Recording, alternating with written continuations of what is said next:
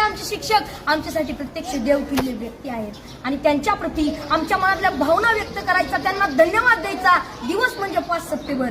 चिखलाच्या गोळ्याला आकार द्यावा लागतो, सोन्याला सुद्धा भट्टीत तापावं लागतं, दगडापासून जर मूर्ती घडवायची असेल तर त्याला सुद्धा टाकेचे गाव सोसावे लागतात. आणि तसंच जर मनुष्य नावाच्या प्राण्याला सुसंस्कारी माणूस घडवायचा असेल ना, बनवायचा असेल ना, तर त्यासाठी शिक्षण आणि शिक्षक दोन्ही गरजेचे असतात. तेव्हाच सुसंस्कारी माणूस तयार होतो.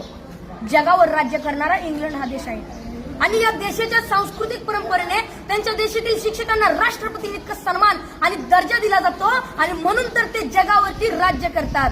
ज्याला क्रिकेटचा देव मानलं जातं तो मास्टर ब्लास्टर सचिन तेंडुलकर. त्याला प्रसार माध्यमांनी प्रश्न केला की तुम्हाला एवढी बक्षीस मिळाली, तेवढे पुरस्कार मिळाले, तर त्यातलं तुमच्या आवडीचं बक्षीस कोणतं?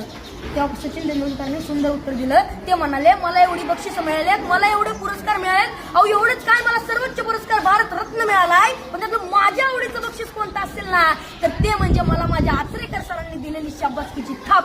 ते जेव्हा म्हणतात ना शाबास सचिन, तेव्हा त्यांची ही शाबासकी मला भारतरत्नापेक्षा सुद्धा मोठी आहे. जी माणसं आपल्या जीवनात मोठी झाली त्यांनी आपल्या आयुष्यातील मोठेपणाचं यशच श्रेय आपल्या शिक्षकांना दिलंय. जगामध्ये एक सर्वात जास्त वाचलं जाणारं आणि सर्वात जास्त विक्री होणारं एक पुस्तक आहे आणि त्या पुस्तकाचं नाव आहे 7 Habits to Highly Effective People, यशस्वी लोकांच्या 7 सवयी. आणि हे पुस्तक लिहित असताना ते लेखकाने जवळजवळ 3000पेक्षा जास्त यशस्वी आणि सर्व क्षेत्रातील लोकांच्या मुलाखती घेतल्या होत्या. तर त्यामध्ये जवळजवळ प्रत्येक यशस्वी लोकांनी आपल्या यशाचं श्रेय आपल्या शिक्षकांना दिलंय. मनाच्या मोठेपणाचं सर्वात मोठं उदाहरण आपल्या शिक्षकांनी आपल्याला केलेल्या सहकार्याबद्दल कृतज्ञता व्यक्त करणे आणि मनाचा सर्वात मोठा खोटरडेपणा आहे की आपल्या शिक्षकांनी आपल्याला दिलेल्या ज्ञानाबद्दल जाण आणि कृतज्ञता नसणे. अशी माणसं फार मोठी होत नाहीत आणि पुढे जाऊन ती तोंडावर पडतात. असंच एका मनाच्या मोठेपणाचा एक मोठा प्रसंग या ठिकाणी मला सांगावा असं वाटतो.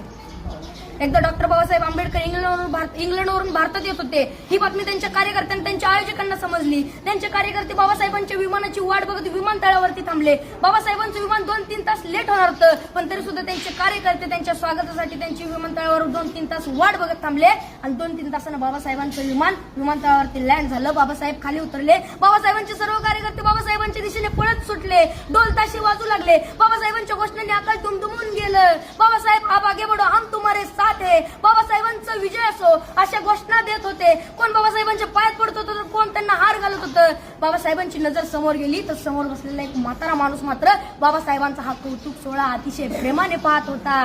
बाबासाहेबांनी गर्दी बाजूला सारली आणि तडकन त्या म्हाताऱ्या माणसाकडे गेले आणि आपलं डोकं त्या म्हाताऱ्या माणसाच्या पायावर ठेवलं. त्या क्षणी सर्व लोक आश्चर्यचकित झाले. एवढे मोठे प्रखंड पंडित डॉक्टर बाबासाहेब आंबेडकर या म्हाताऱ्या माणसाच्या पाया का पडतायत. त्या क्षणी बाबासाहेब म्हणाले,